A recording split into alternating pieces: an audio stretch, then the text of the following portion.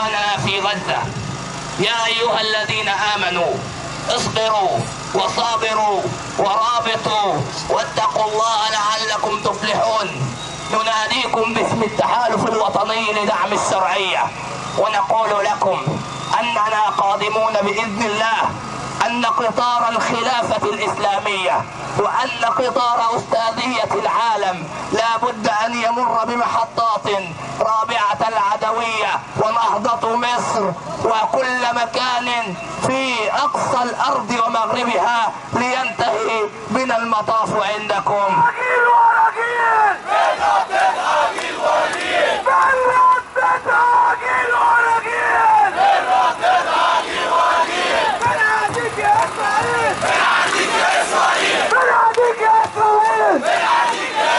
الاثنين في ميدان واحد، ان كانوا هم بيقمعوا هناك الاحتلال الصهيوني، فاحنا هنهوت في مواجهه ذيول الاحتلال الصهيوني، وان شاء الله عز وجل سننتصر هنا في مصر وهم هينتصروا هناك باذن الله، وغدا نلتقي جميعا باذن الله عز وجل. يوم ما قال الاسرائيليين نحن في اشتياق الى القدس واتقوا غضبة المصريين، احنا النهارده بنوصل رساله لليهود وبنقول لهم اتقوا غضبة المصريين. اوعى تظنوا ان الانقلاب العسكري في مصر هينسينا غزه واهلنا في غزه. غزه لن تموت ولن تنكسر، شعبنا كله معاها.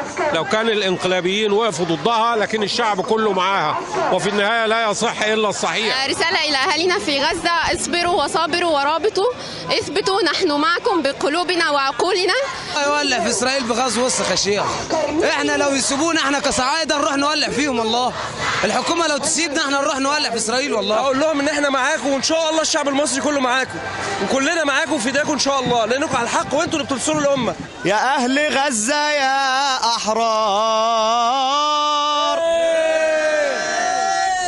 يا اهل غزه يا احرار، يا رمز العزه والاصرار.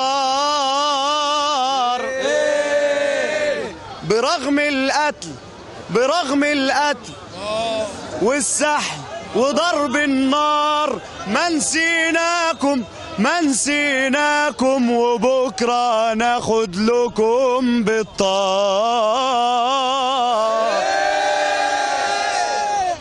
يا غزه رابعه معاكي، يا غزه رابعه معاكي، الاتنين رمز الصمود.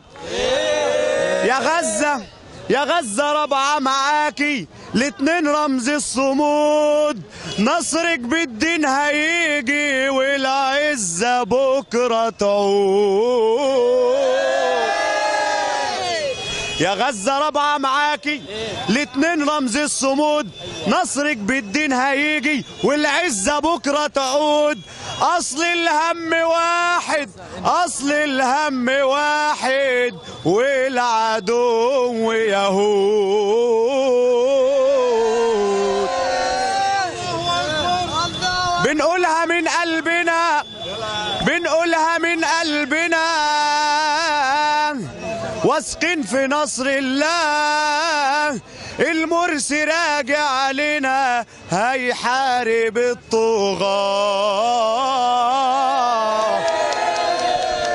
بنقولها من قلبنا واثقين في نصر الله. المرسي راجع علينا هيحارب الطغاة. والآخر نفس فينا انصرنا يا الله.